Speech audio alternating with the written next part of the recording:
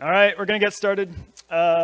Welcome to my talk, Swimming with the Current. So we hear a lot that it's hard to stay on current versions of Kubernetes, and I wanted to talk about some things we can do to help that.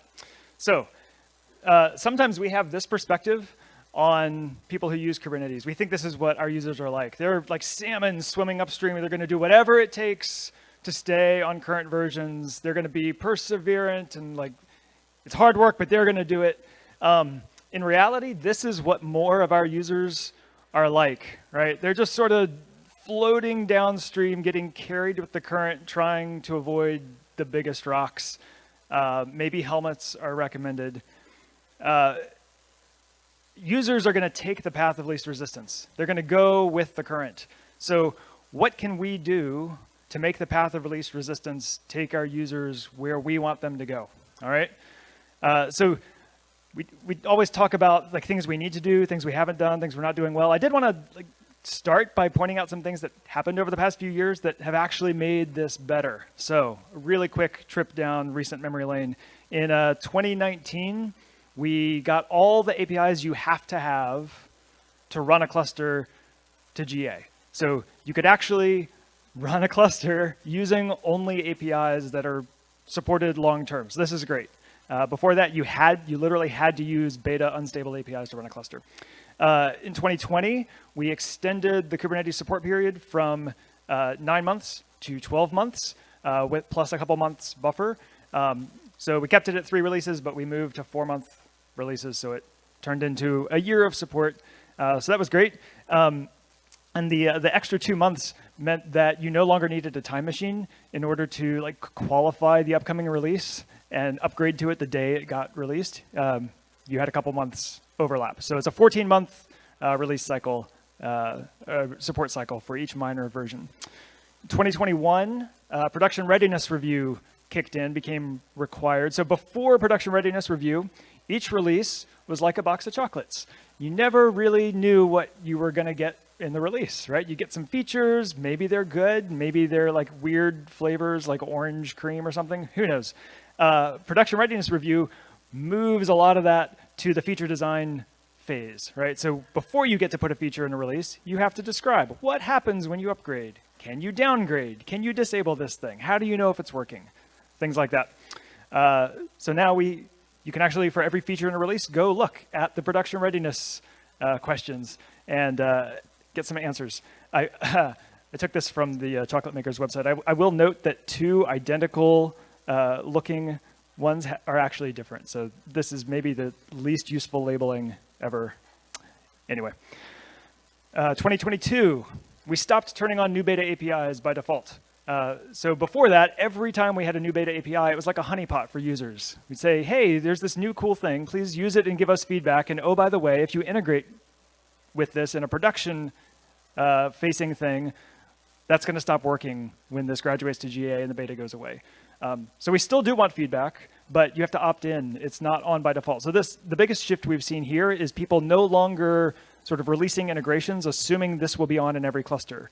There's a step where you have to turn on the beta thing, and that step lets the person using this integration know that they're using a beta thing. And as a point of interest, the last default on beta API was flow control v1 beta 3, which graduated to v1 in 129. So we have now trailed off the long trailing edge of default on beta APIs. So this is good. This is good. Now all the default on beta APIs are stable and will be supported forever. 2023, we fixed a problem with Go versions going out of support. So before this, we support a Kubernetes version for over a year, which is awesome, but the Go version it was built on would go out of support before that year was over. And so you'd be in a situation where you'd have a quote unquote supported Kubernetes version that had Go CVEs in it. And so we worked really closely with the Go team to get them to improve their compatibility story for new Go versions so that we could update Kubernetes release branches. And so instead of Go going stale like 2/3 of the way through a Kubernetes lifecycle, it's now actually solid all the way through. And then just earlier this year, this was sort of the part 2 of the annual support cycle. We had an off by 1 error, I think, when we did that, and we nodes were still only supported 2 versions behind the control plane. And so what that meant was if you were doing an upgrade once a year, which our annual support cycle says you should be able to do, you'd have to upgrade your control plane, then your nodes, then your control plane again, then your nodes again, and then you'd be up to date. And so for people who have lots of nodes or inelastic nodes, on-prem nodes, upgrading your nodes twice was actually horrible. And so starting in 1.28, we support nodes back 3 versions. So this now looks like this. You can do control plane upgrade, upgrade, upgrade, and then your nodes once. Anyway, that is improvements that have been made in the past 2 or 3 years that have made it easier for people to keep up to date. But it's worth looking at some things that we've done that maybe didn't go quite as well as we planned. So I help lead SIGAuth, so I get to pick on SIGAuth. I don't want to throw anyone else under the bus. I'll just throw myself under the bus. Thanks, Mo.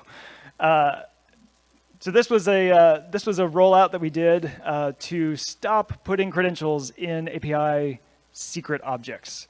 So this was a very long rollout. Part of the lesson is changing things that a lot of people depend on takes time, and we should expect that and be really careful about that.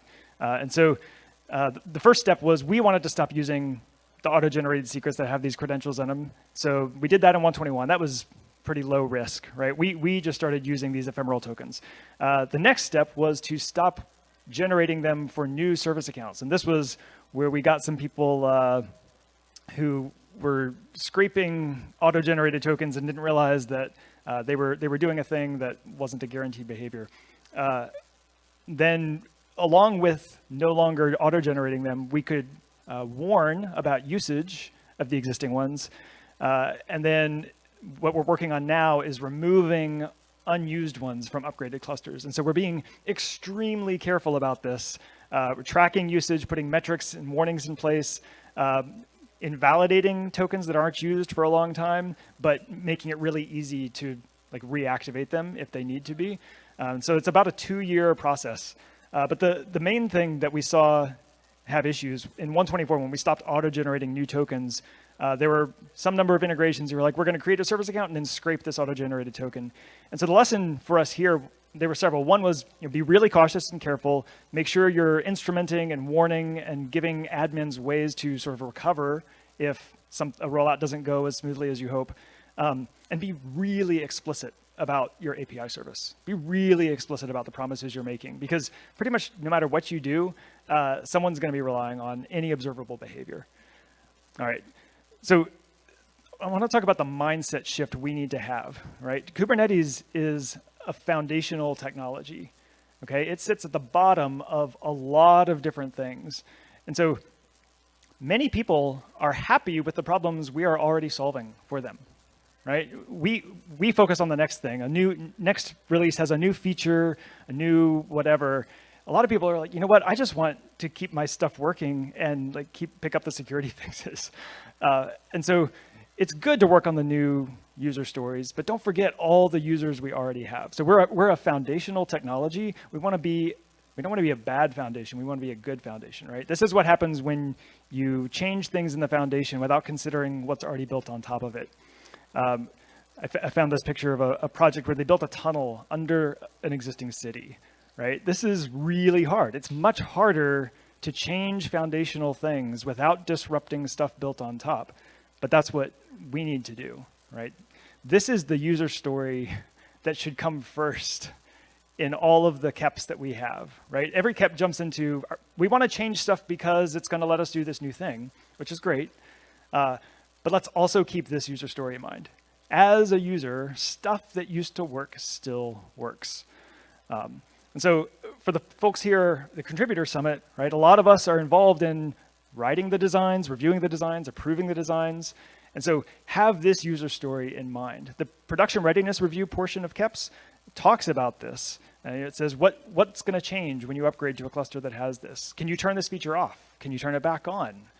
Does it support that? So we really want to have that in mind, because any change we make is going to break somebody's workflow, right? Even if it's horrifying workflows that you're like, I don't know if that should really be a workflow we support.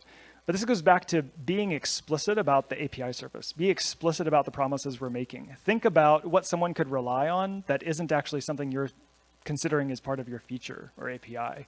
And so minimizing API surface, being explicit about promises, testing those promises, and getting those promises stable is important. All right. This is how we like to think people read release notes. You print them out, you find a quiet bench in the park, you spend 3 or 4 hours just browsing over them. This is what reality is. You know, it's like I've got 100 things to worry about. I guess I have to upgrade my Kubernetes cluster. Sure, there's release notes. I'm going to read the first 3 bullet points. The important must read before upgrade if we're lucky. And you know what? I just have to go. We should be aiming for new versions with no action required from users. That should be the starting point goal, right? And so think about the things that you're doing as part of your feature. If it's going to require action from a user, an existing user, is there a way to do that that won't require that? Sometimes this is as simple as, you know, we used to support flags to configure something. Now we support a config file to support something. Let's keep the flags working. Let's wire the flags to the config file. Support both. Like, find a way to keep it maintainable for us, but avoid disrupting users who are happy with what they already have for no reason. Sometimes it's a way to, the way to avoid action required is to not expose functionality to users by default until it's ready to be relied on in a stable way. So the beta APIs off by default was part of this. But don't think of release note action required notes as like a get out of jail free card. We should be aiming to not require existing users to change anything to upgrade. Sometimes we do have to manage rollouts. There's a concrete proposal we've been talking about with some different SIGs and part of the work group LTS around how we roll out feature gates. Today, we pin feature gate states to just the version. So it's kind of naive, kind of dumb. We would like to give a little bit more control over this so that someone who's upgrading a cluster can upgrade the binary, but keep the functionality, the exposed APIs and the feature gate states matching the previous version. So it gives them a step of control so they can upgrade binaries, get the benefit of vulnerability fixes and things like that without automatically taking all of the config and behavior changes. So they can have a more granular rollout. So there's a concrete KEP. Right now, I think it's an issue pointing to a Google Doc.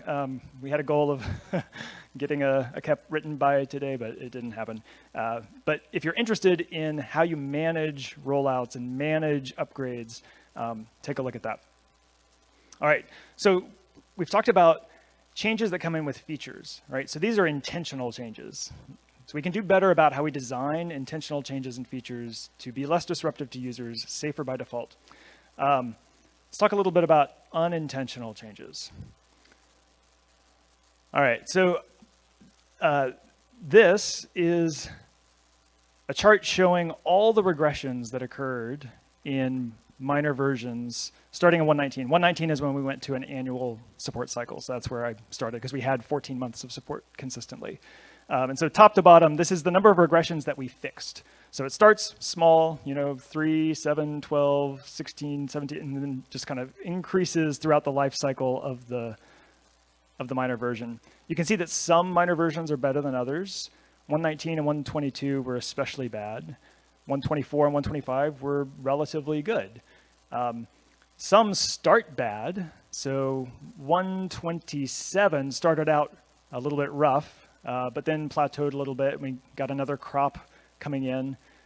Some started good. 1.26 was looking good for the first few months, and then got worse than average about 4 months in. That one was interesting because 4 months in was when 1.27 got released. And we actually discovered client-side regressions in 1.26 that didn't get surfaced until 1.27 was released and enabled the thing server-side that exposed those.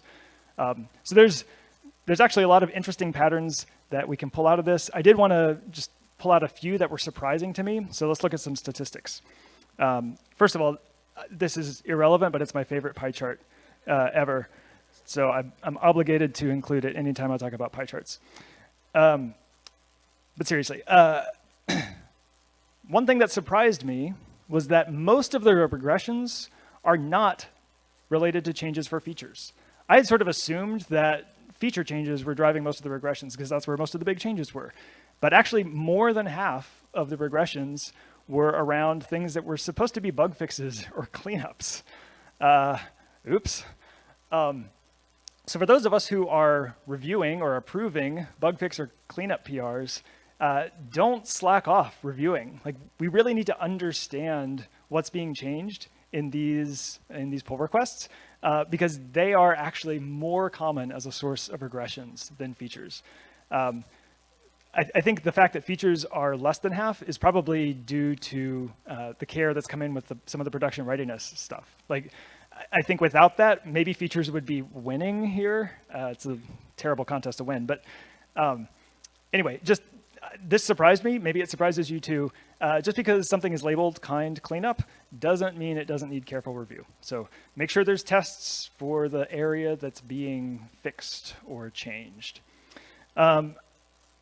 Another statistic that surprised me was some of our regressions come in with patch releases. So not just at a minor version. You upgrade from 127 to 128, and there's some regressions in 128 over 127. Like, we want to avoid that, but at least that's a pretty, well, people do more validation when they're doing minor version upgrades than when they're doing patch upgrades.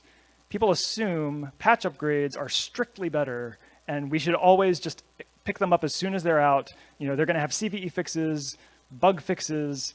The threshold for backports is higher.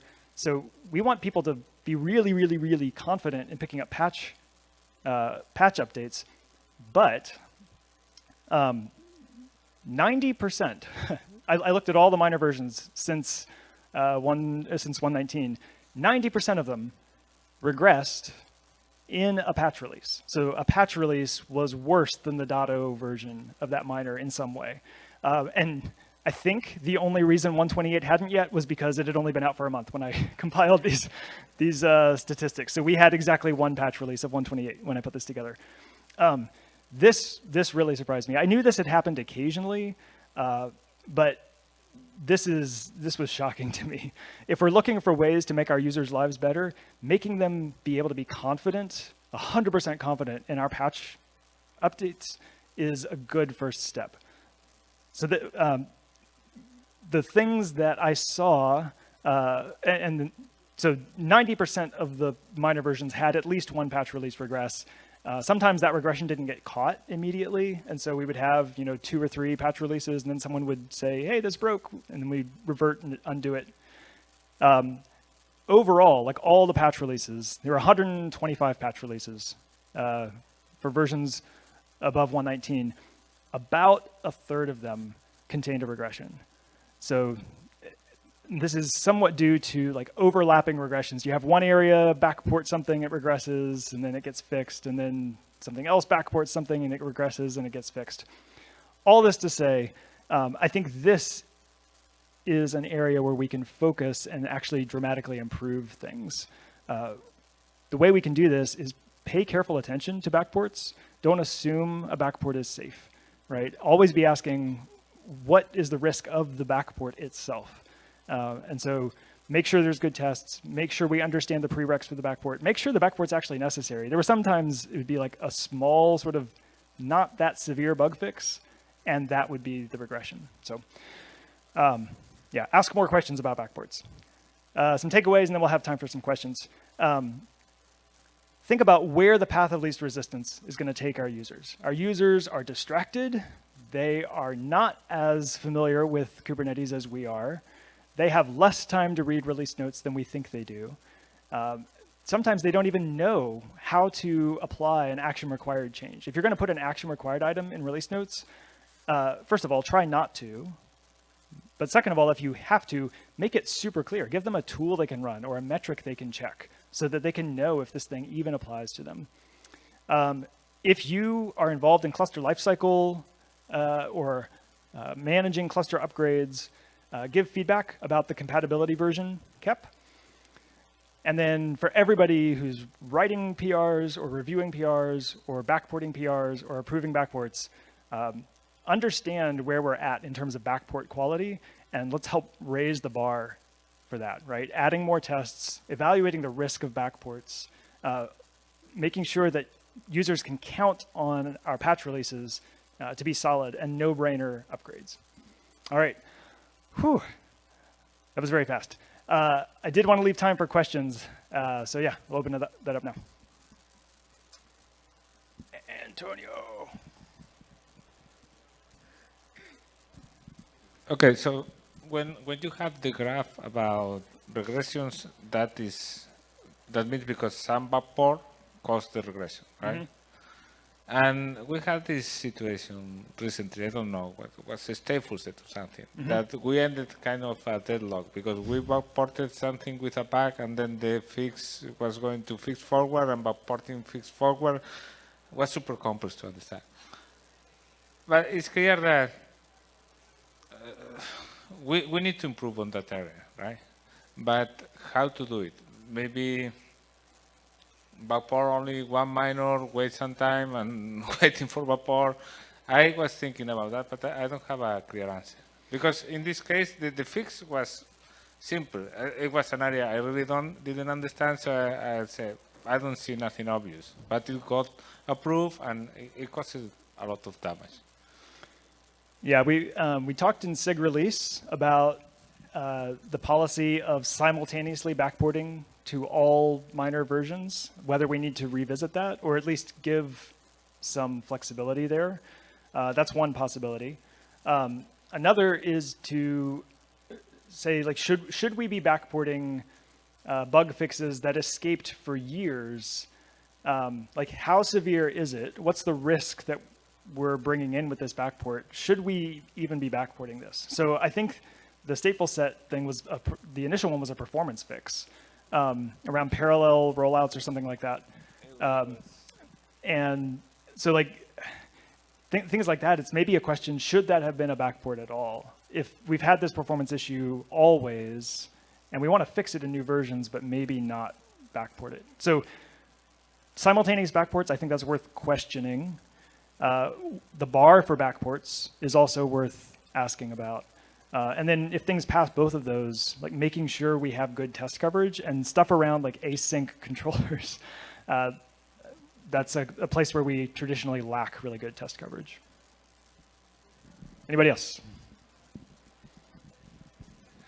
I was curious, when you were looking at the regressions, was any of them caused by backporting security fixes? One was, there was a traversal path in etcd, and we sanitized the etcd key and regressed the master lease etcd. There was another code path in the API server that was calculating etcd paths, and it missed the path sanitization. So one that I found, not terrible. It's not so bad. Okay. And it was found very fast. Like that one, as soon as we released it, someone was like, this doesn't work anymore. So it was like 5 days later that we had it fixed. There was a hand back there, and then.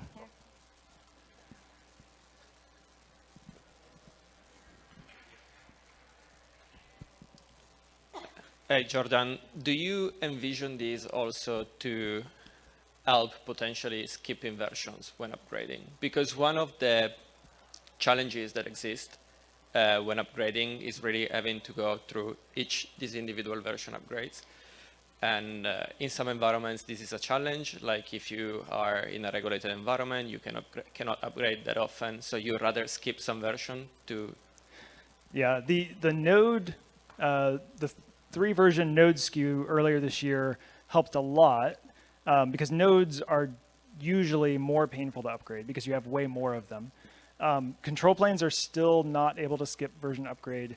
The compatibility version proposal possibly gives a way to sort of skip your binary upgrades, but keep the behavior exposed, stepping up. There are costs associated with that to keep binaries able to be compatible more and more versions back. So we'd have to look at those costs and weigh those costs. The more you expose the fact that there are skip level things in the cluster out, the more clients have to worry about that. And so I actually am not very confident that all the clients out in the world would not lose their minds if they ran in a cluster that had like API servers exhibiting behavior more than one version apart. Even the one version apart today, we have edge cases that we're trying to fix with some like smart cross-server proxying stuff. So actually exposing out more than one version of SKU to the world, I just think it would break the world. But we are looking at ways to like let you skip binaries, possibly, if we can bear the costs of the maintaining the behavior longer. It's tough. It's expensive. Anybody else? Oh yeah. Thank you. Thank you. This is really helpful. And I'm wondering if there was the slide where you showed that, 1.28 doesn't have any tragedies yet. And that kind of made me think, you mentioned the benefits of maybe add some test coverage before you add the tragedies, which were apparently backporting all over the land. And I'm wondering exactly how you would approach that to make sure that we don't make the world worse as we're trying to make it better. Yeah, I mean, for some things, even just looking at unit test coverage would be a helpful start. We kind of have a sense for which areas are really complicated or under-tested, and just unit test coverage could help confirm that. Some of the things we did with, I'm trying to remember which feature it was. It slipped my mind, but we were trying, maybe it was some of the YAML decoding stuff. It was a very complicated part of the stack. And we actually did go through unit test coverage and said, like, every line we add, we have to be exercising in tests. Like 100% coverage maybe isn't always valuable to shoot for, but some areas it actually is. And so some of the things, that's probably the most simple thing I would start with, especially for like a controller fix or a kubelet fix, where it's a thorny method with a bunch of if branches, and like, are we exercising all of these? That's where I would start. We're kind of relying on the people who maintain those areas to know what the coverage is like. Can I add to? Please do. Yes. So the thing how testing works in Kubernetes is dependent on each SIG. And there are SIGs that are more worried about adding tested or not. And then there are a lot of people that doesn't know a lot of the things that we have for testing.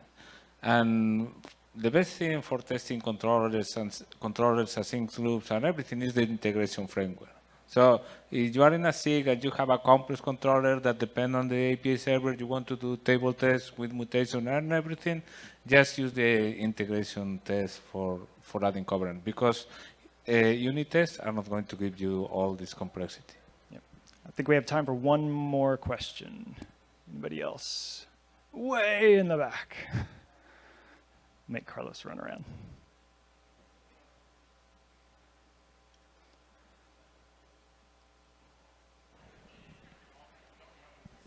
Hey, Jordan. It's a little philosophical question. So from charter of CNCF, the first value, fast is better than slow. The foundation enables projects to progress at high velocity to support aggressive adoptions by user. And there is no value about being stable for a long time. Do you think it's time to try to push it into CNCF values as well? I don't know. That might be above my pay grade. I think that the charter was probably written 10 years ago or 9 years ago, and it tries to apply to a lot of different projects. I would say, actually, like, you can opt in to try new stuff, and some of the extension mechanisms and things, CRDs and webhooks, and like, we actually are still valuing rapid prototyping and things. But adding an explicit value about stability for things we say are stable would probably be a good idea. All right, we'll wrap it up there. Thank you all for coming. Go forth and make fewer regressions. Thank you.